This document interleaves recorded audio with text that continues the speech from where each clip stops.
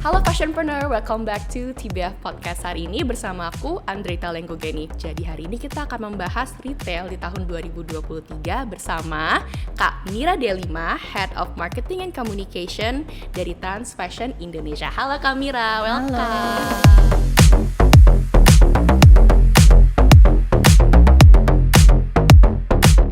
Nah, sebelum mulai aku mau bacain breaking news dulu nih tentang materi kita hari ini. Transformasi digital dalam bisnis retail dan juga customer experience menarik.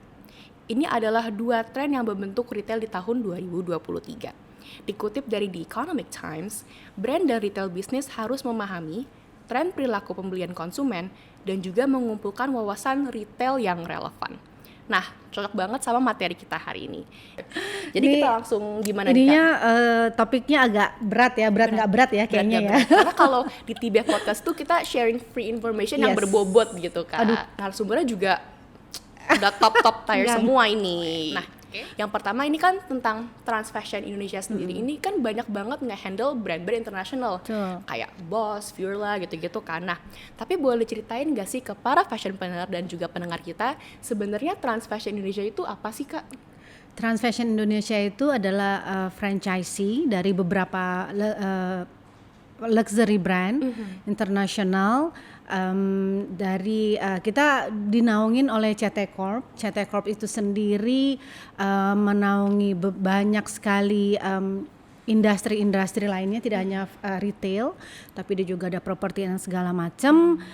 Trans Fashion ada berada di bawahnya. Dengan havingnya ada CT Corp, ya kita under CT Corp itu lebih sangat menguntungkan bagi kami ketika kita mau deal untuk brand lainnya. Kenapa tuh Kak? Karena memang harus diakui bahwa dunia internasional itu melihat bahwa ini ada siapa di bawahnya, di belakangnya gitu loh.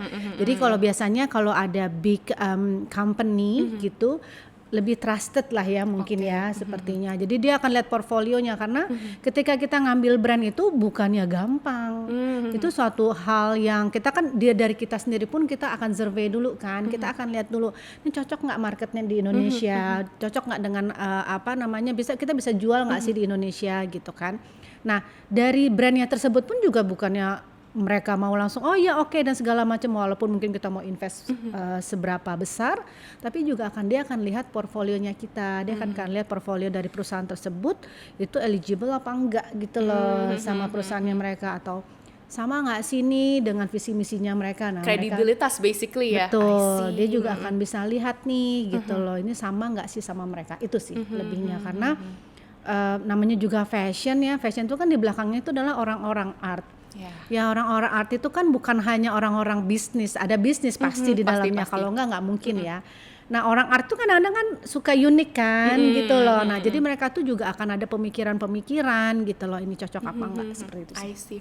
Artinya let's say sebelum Trans Fashion ini pengen mengambil franchise ya dari suatu brand, itu ada research and development dulu. Misal kayak ini brand cocok nggak sih di Indonesia, marketnya tuh sesuai apa enggak gitu.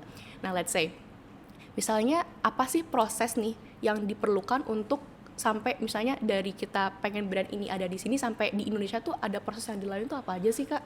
Kalau survei dulu nih kita lihat dulu kan ini yang pasti ini brand menguntungkan apa enggak nanti pada akhirnya, yaitu dia bisa dijual apa enggak di kita, bisa dijual di Indonesia apa enggak, ada nggak sih nih marketnya, itu tuh yang paling penting tuh dari kita ketika pertama kali mengsurvei. Nah untuk seterusnya dari mereka pun juga akan ada penilaian-penilaian gitu kan, kayak misalnya seperti apakah misalnya perusahaan ini berkaitan dengan perdagangan anak, child exploitation, labor gitu-gitu ya. Gitu. Apakah ada, karena kan balik lagi di baliknya tuh siapa. Jadi lebih seperti itu. Jadi memang mereka pun juga akan melihat juga. Nggak sembarangan artinya masukin nggak sembarangan brand. Jadi ketika suatu brand ada di Indonesia ini itu sebenarnya journey-nya lumayan panjang. Kita akan ketemu sama mereka berapa kali. Kita kasih PNL-nya ke mereka bahwa kita begini, kita gini. Akan ada beberapa pertemuan, akan ada beberapa discussion. Nanti baru dari sana mereka akan ya udah kita agree apa enggak, karena kan kadang-kadang juga banyak banget permintaan-permintaan dari mereka yang mungkin nggak bisa kita penuhin. Balik lagi kita juga harus ngitung kayak pajaknya kita, logistik gitu loh, seberapa besar sih gitu loh yang bisa kita dapatkan, karena balik lagi kita namanya bisnis kan kita mau untung dong. Pasti harus untung sih ya. Kan kita kan nggak cuma mau carry nama wah big name keren gini, tapi kalau nggak untung buat apa gitu pasti, kan. pasti. Nah balik itu pokoknya intinya bisnis itu harus win-win lah, sama-sama dia untung kita untung Yes, gitu. I agree. Oke. Kita moving on to the next question, Kak. What do you think of like this current kayak condition of retail industry? What do you think? Retail industry itu sekarang itu sangat menarik. Kita ngomong dari luxury sampai yang indie brand lah, yang kayak local brand kan. Kita lihat sendiri ya, aku tuh seneng banget sebenarnya ya ya ini ada senangnya juga karena local brand itu banyak banget tumbuh dan harganya sangat bersaing ya, dan juga nggak kalah kualitinya, bagus-bagus gitu loh. Jadi pada akhirnya semua orang itu bisa bergaya sesuai dengan kemampuan mereka kan gitu. Kalau dulu kita mungkin susah ya, mungkin dalam arti gini, kita bisa keren itu kalau membeli suatu brand. Nah kalau ada sekarang certain brand ada gitu ya. certain brand, benar. Nah untuk reach certain brand itu kan kadang-kadang kita ada ya mungkin kayak kita pelajar punya uang apa enggak kan. Tapi kayak sekarang ini dengan adanya local brand itu ya, yang berkembang Indonesian local brand itu, wah keren sih gitu loh. Lo bisa keren tapi kelihatan bagus, rapi, keren, dan ya kelihatan juga seperti apa yang lo mau tampilkan kan, seperti itu. Itu sih. Menarik ya, kayak gara-gara pandemi ini akhirnya lokal tuh kayak sadar kita juga nggak kalah sebenarnya dari produksi misalnya, dan kita juga bisa membuat baju-baju yang cocok kok stylenya sama orang-orang Indonesia gitu ya Kak ya.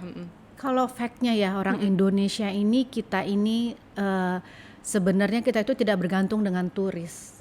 Orang Indonesia ini makanya kuat banget ya kita ini, karena kita ini populasinya berjuta-juta, berapa sih kita, miliar ya apa ya banyak gitu kan, sih ya, jujur. banyak banget ya. Aku silakan di Google juga ya berapa. Boleh dicek faktanya ya, mungkin fashionpreneur siapa tahu kita salah nih ya kan. Dan itu kita bergantungnya 90% adalah orang Indonesia sendiri gitu loh. Jadi kita tuh nggak bergantung dengan turis, tapi tidak seperti negara tetangga, mereka kan bergantung dengan turis. Dari dulu kita itu ketika belanja itu pasti orang Indonesia nomor satu deh, pasti Apa nomor nih? satu. Wah, ada boleh diceritain kan maksudnya apa nih? Jadi maksudnya gini, fun fact-nya adalah di negara tetangga sendiri, kayak one of my brands gitu ya yang we carry gitu, itu 5 top customer-nya ya, 5 tops ya, bener-bener yang kaya raya kan berarti itu adalah orang Indonesia. Tapi belanjanya di luar? Belanjanya di luar, ya mereka kadang-kadang combine. Jadi kalau misalnya mereka lagi ya pasti kan kalau yang namanya orang sangat kaya raya itu ya mereka punya rumah kan di sana. Ketika mereka mengunjungi rumah mereka atau mereka lagi dari bisnis trip, mereka pasti berbelanjanya di sana. Tapi ketika mereka tidak bisa, ya kan mereka kan juga bisnis ya, nggak mungkin kan mereka setiap saat di luar negeri. Nah tapi ketika di sini mereka berbelanjanya di kita, makanya gitu loh, kita itu nggak kehabisan kita tuh nggak ketakutan deh kalau misalnya kayak kemarin pandemi tiba-tiba border tutup, itu nggak apa-apa gitu loh. Yang penting karena customernya itu emang customernya orang Indonesia semuanya gitu, kayak gitu. Jadi sebenarnya tuh kan banyak yang bilang kayak daya beli kita ini, padahal daya beli kita tuh tinggi banget ya Kak. Daya beli kita itu the best sih, gila sih. Daya beli orang Indonesia itu, karena gini populasinya aja kan besar. Jadi memang kita kan memang main, mungkin luxury main berapa persen sih, 15%, tapi kan ada 85%-nya ya kita bisa main di sana. Nah itu uang, justru uang di sana gitu loh. Pandemi itu kemarin sangat menarik banget deh untuk brand-brand yang aku carry ya, karena kan aku nggak semuanya yang luxury gitu kan. Justru customernya kita yang berada di mid ini, tapi yang dengan buying powernya yang mereka nggak bisa keluar negeri, mereka itu belinya di Indonesia gitu loh. I see. Okay. Jadi dan toh juga koleksinya sama, exactly sama. Sekarang ini nggak ada tuh dulu yang rumors bahwa oh iya itu dia away ya 1 season apa segala macam, enggak, sama. Mau ada di Milan, di Amerika segala macam, real time, Jakarta juga punya. Seperti itu. Keren banget Kak. Dan malahan sometimes ya ada beberapa warna ya, misalnya kayak aksesoris tas atau sepatu beberapa warna yang di luar negeri nggak ada atau mungkin kehabisan ya, di kita ada.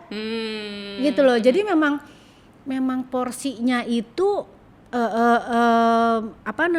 nggak kalah dari luar. Jadi memang apa ya, kalau banyak orang bilang oh enggak kok di sini lebih ini, itu aku rasa sih hanya sebagian kecil dari orang yang hanya pendapatnya dia aja gitu loh. Toh juga bisa kita lihat kalau kita ke mall ya, itu teman-teman itu kadang-kadang untuk beberapa mall nggak ada lagi space yang kosong, full ya, dan itu waiting list. Bisa jadi misalnya ada beberapa brand nih dari Trans Fashion kan yang brand baru, beberapa brand yang mau masuk, kita nunggu misal kayak baru bisa ada di tahun berapa, jangan sedih emang tahun depan, enggak 2027 gitu, 2029 gitu. Lama iya. Rebutan brand-brand yang masuk ke mall. Ini mall hits nih. Mall hits ya, pastilah. Kita Jakarta pasti Pusat, mallnya Jakarta Selatan. Gitu. Nah, ini aku next Kak. Kan Kakak handle retails and all of these brands. Tapi apa sih item-item atau apakah hal yang lagi dicari banget nih sama orang-orang kita di retail tuh apa sih Kak? Yang apa yang dicari itu sebenarnya yang namanya fashion itu lebih apa ya, general ya, nggak bisa aku bilang spesifik bahwa yang dicari itu ini gitu loh, nggak. Jadi pokoknya kalau lagi tren ya itu yang dicari, misalnya lagi tren warna apa ya itu yang dicari gitu. Kayak kemarin tuh kan yang kayak hijau apa-apa gitu kan, nah misalnya, nah sekarang ini misalnya lagi tren itu kayak warna-warna coral yang kayak gitu, itu yang lagi dicari itu sih. Karena kalau untuk items orang lebih kalau misalnya gue bilang oh aku lebih suka LV, nggak semua orang suka LV kayak gitu kan. Jadi nggak ada yang partikular banget lagi nyari apa. Yang pasti ya aku sih lebih seneng kalau orang itu membeli sesuatu sesuai dengan kemampuan daya belinya ya, gitu. Jadi nggak terlalu maksain kan, dan sesuai dengan stylenya, gitu loh. Kalau stylenya dari head to toe itu luxury tapi dia tidak bisa carry itu dengan enak, voice and elegance-nya gitu misalnya ya. Percuma ya, gitu. Tapi ini kita gara-gara ngomongin luxury dan juga tren nih. Do you know like quiet luxury? The trend. Iya, quiet luxury lagi in banget. Yeah. What do you think of like that trend?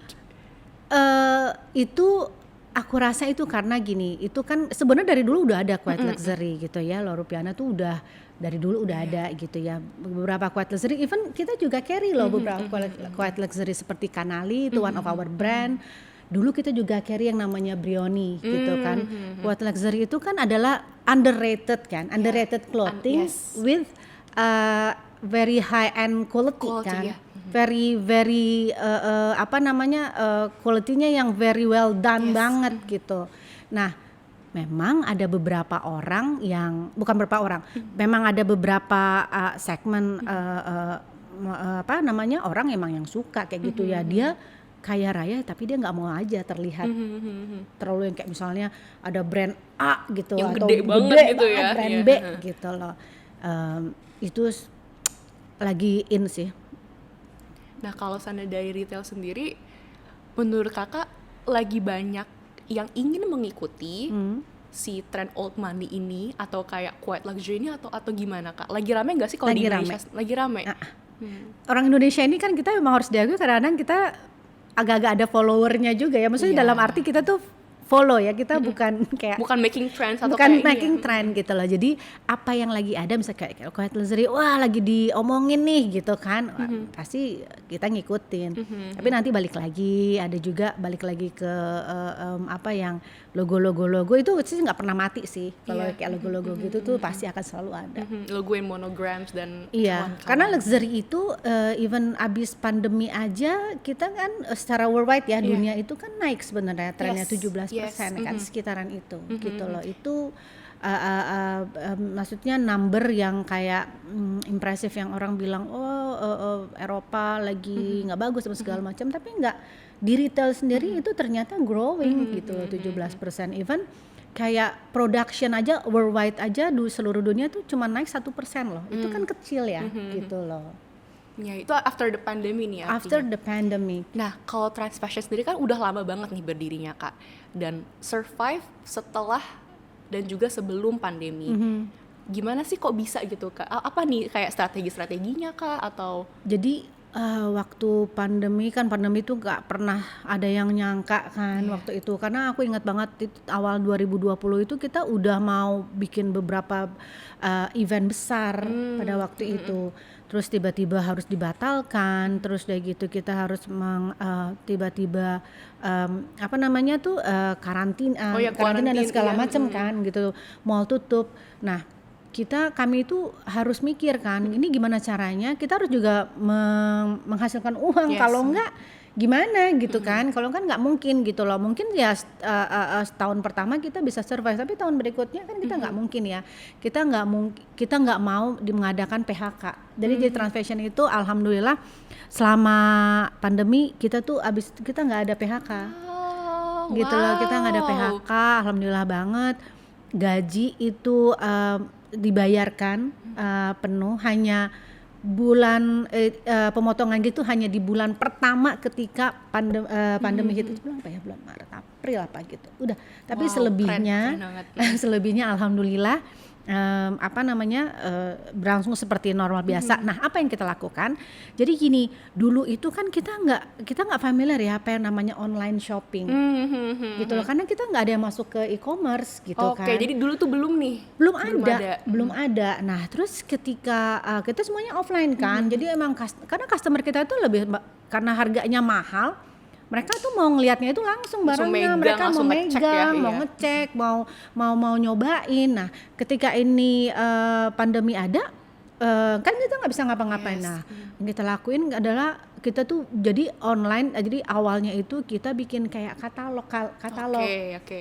katalog gitu ya, dikirim lewat WhatsApp. Jadi semua satu Trans Fashion itu, semua karyawan itu dikerahkan untuk send ke relatifnya, ke teman-teman, dan juga kita kirim itu kita WhatsApp blast itu ke semua customernya kita.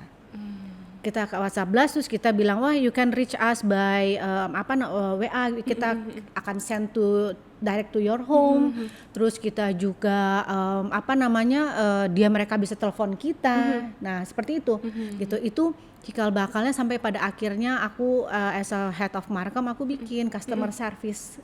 Barulah customer service timnya aku di 2021 awal aku bikin, yang jadi dia bisa langsung interact sama our customer. Dan aku waktu itu Trans Fashion maksud saya itu kita melalui kayak digital ads. Digital itu sangat membantu ya, sangat menolong kami pada saat pandemi itu gitu. Jadi si customer itu kita nggak lose our customer. Jadi kita tuh bisa yang kayak ngobrol sama customernya kita tuh bisa banget. Bapak mau apa? Bapak mau ini, dan kita tuh benar-benar kirim ke mereka, ke rumahnya mereka. Gitu. Jadi 2021 alhamdulillah Trans Fashion itu gila banget sih ininya. Apa nih? Revenue-nya. Gitu ya, karena si customernya di Indonesia, nggak kemana-mana, jadi mereka pada akhirnya beli, karena ya orang kan males juga ya di rumah. Bener-bener. Jadi emang customer kita tuh ya, dia tuh kayak iseng, itu bisa belanja loh jam 12 malam. Belum tidur. Jadi mungkin karena stres kali ya. Siapa jadi ini ngapain ya kita gitu. Bisa belanja terus oke Pak, besok dikirim langsung. Tapi tadi kan kakak mention nih kalau kayak Trans Fashion tuh nggak ada PHK sama sekali lah gitu. Ada berapa sih employee di kantor kakak kalau boleh tahu? Untuk di office-nya itu sekitar 120. Untuk di store itu sekitar 600-an. 600. Banyak ya. Banyak karena kita banget. Juga ada di Makassar, ada di Bandung, ada di Surabaya, ada di Jakarta ya pasti gitu. Medan juga ada. 6 kota-kota besar lah kota besar Indonesia. I see, oke. Nah ini kan kakak juga tadi mention banget udah nge-handle banyak international brand, luxury brand dan lain-lain. Tapi kan brand itu treatmentnya beda-beda nih kak. Nah boleh dijelasin nggak sih misal salah satu brand yang kakak pegang, success story dan juga strategi mereka untuk sukses nih di retail industry ini? Strateginya sih sebenarnya kalau dari kita ngikutin prinsipal yang pasti sih marketingnya emang gencar banget Harus sih. gencar marketing. Marketing itu memang budget untuk marketing tuh emang harus besar, emang harus diakuin. Aku gitu mau nanya loh. nih, mau motong sedikit. Kan misalnya kayak kita punya lah bisnis plan tahunan, let's Iya. say a brand let's say punya bisnis plan tahunan. Kan ada budget buat ini itu Iya. dan juga ada marketing. Nah, menurut kakak yang udah professional banget di bidang ini, persenan budget marketing itu berapa sih kak harusnya, let's say a brand pengen keluarin itu berapa persen dari total business plan-nya mereka? What do you think? Yang normal, yang normalnya itu 10%. 10%, oke. 10% itu. Tapi lebih ada langkah indahnya kalau 20%. Oke. Jadi 20% itu kita bisa ngapa-ngapain, bisa ini, bisa itu, bisa ini. Aku tuh nggak ngomong kalau misalnya kita ngomong kayak Milan Fashion Week, itu kan budgetnya berbeda lagi Yes, ya, gitu loh. Tapi misalnya secara budget marketing secara keseluruhan untuk setahun itu sekitaran itu ancar-ancarnya. Tapi itu juga 10% dari apa? Ya dari budget planning the whole Entire year gitu misalnya entire ya. year. Betul. I see. Lumayan, 20% tuh lumayan ya kak artinya ya? Lumayan 10% sih sebenarnya agak Kurang nih. agak tight ya gitu loh. Cuman kalau memang buyingnya kita gede ya otomatis marketingnya juga akan besar. Nah, kalau yang tadi kak boleh dijelasin mungkin lanjutannya yang si success story marketing dari brand-brand yang kakak handle ini? Ya, jadi tetap marketing. Memang marketing harus jalan. Jadi apakah marketing itu memang 360 degrees itu memang tetap. Jadi ada PR-nya, ada medianya di dalamnya, ada offline, online sekarang. Dulu kan cuma offline. Nah, sekarang ada online, terus ada influencer, Ya. ada event, promotion bersama third party, itu semua harus dijalanin kalau mau sukses. Sukses ya buat Brandnya. brand juga exist. Iya. I see. Karena balik lagi banyak banget brand di dunia ini dan orang kan nggak semuanya tuh inget gitu ya, gitu loh. Nah kita harus mengingatkan bahwa gue nih masih eksis loh, gue tuh ada loh. Dan juga harus ada something kasih gimmick yang menarik gitu juga. Gimmick kayak bad publicity gitu atau gimana? Enggak. Kita nggak bisa kalau bad Iya. publicity, kalau high end gini ya, karena kita terkait dengan prinsipal kan. Yes, of course. Jadi semuanya itu emang harus benar-benar sesuai dengan guidance dari mereka. Itu kita harus ikutin rulesnya mereka. Do and don'ts-nya harus kita jalanin gitu loh, sesuai dengan apa yang memang udah kan guidance-nya secara worldwide dari global kan. Jadi emang kita ikut. Jadi sebenarnya global itu kita mau berada di Amerika kayak kita mau jalan-jalan mau ke Eropa kayak mau kemana, ke Jepang, ke Asia sebelah mana, itu sama. Sama artinya guidance-nya, do's and don'ts-nya tuh sama. Isi Iya. toko sama, tokonya konsep store-nya seperti apa sama, treatment kepada staffnya, how they carry themselves itu harus sama gitu. Ada integritas yang dijaga, artinya nama Betul. baik juga gitu ya. Ya, I see. Nah, next-nya nih kak, kalau secara garis besar brand-brand yang trans fashion pegang yang bisa dibilang paling sukses lah di Indonesia itu apa nih kak kalau boleh tahu? Boss dan Eigner. Kenapa? Nah, kenapa? Karena brand itu kan udah lama banget ya. Nah, orang Indonesia ini orangnya itu setia. Oh gitu. Orang Indonesia itu orang setia, orangnya loyal. Jadi walaupun ini brand udah lama di sini, mereka masih tetap mau beli. Nah, tapi ada tapinya. Si brand tersebut juga harus bisa berkembang. Nah, si dua brand ini dia juga mengikuti zaman. Dia lebih, kalau dulu kan kayak sebenarnya Boss sama Eigner, bapak-bapak, nenek-nenek atau apa gitu kan. Nah, tapi dengan berjalannya waktu, si prinsipal dua brand ini tuh mereka juga mengikuti perkembangan global. Yes, Gimana sih ke arahnya sekarang? Oh, ke arahnya sekarang orang yang lebih Gen Z atau milenium dulu kan gitu lah. Millennials dulu. Ya udah mereka ngikutin. Nah, sekarang Gen Z mereka lebih muda. Jadi orang tuh juga nggak melihat brand itu sebagai brand tua gitu. iya. Kayak sama kayak Gucci kan. Iya. Gucci dulu juga brand lama kan, tapi dia ngikutin perkembangan terus, berkembang ya lihat aja sampai sekarang. Nah, Gitu. sebenarnya let's say sekarang kan banyak luxury brand tuh yang emang bener-bener kata kakak kayak, oh sekarang market kita tuh kayak begini, market kita milenial lah, market kita Gen Z, jadi treatment brandnya beda nih. Ada beberapa brand yang let's say tuh moving on tuh kayak street style lah atau apa. Nah, what do you think of that? Kayak luxury tapi dimasukin ke street style.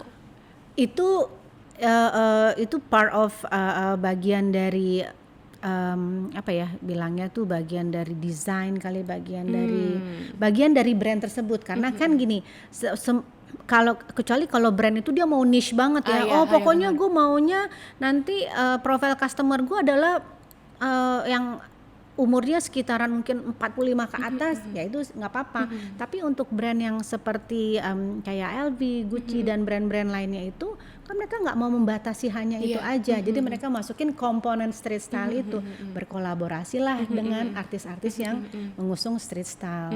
Nah kalau sekarang ini juga kalau kita mau survive, kita harus berkolaborasi. Itu udah nggak bisa enggak. Gitu loh, nggak bisa tuh kayak cuman karena kan tapi gue brand keren, gue gini, nggak Yang bisa. idealis susah artinya ya. Susah idealis zaman sekarang karena pada akhirnya akan di-beat dengan yang lebih kreatif. Iya. Dengan brand yang lebih kreatif gitu. Creativity itu penting gitu. Oh ya, aku juga mau nambahin tadi yang salah satu brand aku, Boleh. Aigner itu ya. Dulu itu yang datang ke Aigner tuh cuman ibu-ibu aja gitu yang kayak tua gitu ya. Apa namanya? Sekarang ini yang datang beliau bersama anaknya. Oh lucu. Iya, Kak, bersama anaknya gitu loh. Anaknya itu juga berapa umurnya? 20-an. Jadi brand turun-temurun basically. Iya, jadi karena Iya, si iya, brand ini pun juga dia membuka dirinya untuk bikin koleksi yang juga untuk Iya. anak muda gitu. Jadi si ibu bisa belanja, si anaknya juga ikutan. Seperti itu sih. I see. Nah, ini pertanyaan terakhir kita nih Kak. Ini juga menyangkut lah ke tadi statement kakak yang tadi. Brand-brand ini tuh udah lama, tapi tetap survive sampai sekarang karena mengikuti perkembangan zaman.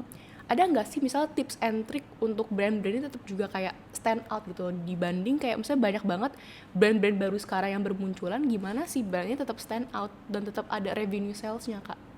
Kalau di Indonesia ya, Yes. aku ngomongin Indonesia. Maksudnya bagaimana handle brand tersebut di Indonesia, yaitu harus kolaborasi. Tetep, jadi kayak misalnya even untuk di aku aja tuh aku berkolaborasi bersama misalnya partner sama bank atau sama third party atau apapun gitu, sama beauty, tapi yang kira-kira sejajar ya gitu loh sama brand tersebut gitu. Nah kalau mau survive emang harus gitu. Berkolaborasi, terbuka dengan zaman dan Betul. kayak teknologi dan semuanya iya artinya ya, gitu Kak? loh. Jadi memang kita harus lebih kreatif sih kalau untuk mau mengattract lebih banyak orang untuk tetap stay ya untuk di brand tersebut. Dan yang pastinya sih yang paling penting sih ya dari apa namanya tuh desain dan koleksi dari brand Design and tersebut. collection. I see. Oke. Nah, jadi ini udah selesai nih sesi question kita lah. Tapi sebelum selesai banget ada sesi namanya quick question, Kak. Oke. Quick question tuh nanti aku kayak ada this or that, Kamira pilih tapi nggak boleh mikir. Jadi langsung Aduh. tak gitu. Oke? Oke. Siap. Panik kakaknya. Oke, kita mulai pertanyaan pertama ya. Kalau kakak lebih prefer shop dari old established brands atau shop dari new niche brand? Old established brand. Oke. Yang kedua, classic item atau trendy items? Classic. Oke. Yang ketiga, shop Trendy deh, trendy. Gue kayak gak klasik-klasik banget deh orangnya. Oke. Nextnya, kalau kakak prefer shop online atau offline? Offline. Tetap Saya ya. anaknya harus melihat Pegang. langsung, pegang-pegang. Oke, nextnya 3 kata yang mendeskripsikan retail Indonesia sekarang. Intel Indonesia 3 kata apa ya? Growing, stable, apa ya? Satu lagi itu aja deh. Itu jadi nggak apa dua. Nah, ini yang terakhir nih Kak. 3 kata juga atau 2 boleh, tapi yang ngejelasin retail internasional. Oh, oke. Internasional balik lagi growing juga sangat ya. Terus e-commerce. Oh, oke. E-commerce sama digital. Digital auto commerce dong. Iya. Yang itu offline. Iya, Oke. karena e-commerce itu di kita mungkin masih belum, karena kita taunya kan e-commerce itu kayak Shopee dan segala macam. Tapi di luar Lebih sana banyak. lebih banyak dan mereka itu lebih sangat jalan. Jadi memang setiap negara kan beda-beda ya. Iya. Kalau aku mau nambahin dikit aja. Boleh dong. Kalau di China itu e-commerce-nya tuh gila jalan banget. Kalau di kita e-commerce jalan, tapi mungkin untuk harga-harga yang di bawah 500.000 Iya, mungkin ya, iya. gitu ya. Di sana Canali aja nih, Canali kan ya, Canali Iya, adalah iya. quite luxury ya, saudara-saudara ya. Dia bisa nih, dia nggak jualan dari e-commerce, tapi dia bikin bersama, aku lupa salah satu e-com terbesar di China. Alibaba bukan? Bukan Alibaba. Aduh apa sih ya, lupa, something mall gitu ya. Dia the directornya, director of the CEO apa director of sales, dia tuh kayak gini, kayak bikin podcast gini, ngobrol-ngobrol gini, terus dia bikin pop up store di salah satu mall besar juga di China, dan itu dia menghasilkan miliaran rupiah saudara-saudara hanya untuk waktu 10 hari. Wow. Hanya itu, gitu. Keren banget ya. Gitu loh. Jadi dan aku ada beberapa brand aku juga, aku punya brand namanya Fine Kapur dari Korea. Dan di Cina itu dia bikin itu live shopping. Kayak TikTok live shopping. Exactly, dia TikTok live. No, enggak, dia enggak TikTok sama. Dia sama balik lagi e-comnya China, ya kan mereka partikular banget ya. Dan itu bisa kejual ratusan ribu per hari. Iya. Per jam malahan TikTok itu. Jadi dia itu kayak berkolaborasi sama singer atau misalnya selebriti yang kayak, Cina. Itu penting banget gitu loh buat mereka. Dia langsung beli gitu loh. Dan di sini kita belum bisa karena kenapa untuk tuh, Kak? Ya itu harganya kan masih di atas, masih jutaan ya, masih belum bisa lah kalau kita gitu, karena kita belum sekuat Cina lah. Next kita we will kok, kita harus banget. Orang Indonesia bisa. Harus ya, karena daya beli kita tinggi Tinggi sekali. Oke, Kamira itu aja loh. Baiklah. Thank you so much sudah datang ke kantor Terima kasih jauh-jauh. juga. Dan terima kasih juga untuk para fashionpreneur untuk mendengarkan episode kali ini. Kita see you on the next episode. Bye-bye. As always, thank you for listening to TBF Podcast. And don't forget, fashion is nothing without its ecosystem. If you enjoy our show, please rate and review us on Spotify. And don't forget to share. Find more about us on Instagram at TBF Consultant, where you can also join our community and receive any information regarding our services as well as upcoming events. Our website, tbfconsultant.com. You can also tell us on what do you want to hear on our next episode. This podcast was created by TBF Consultant and is a product of the Bespoke Fashion Consultant.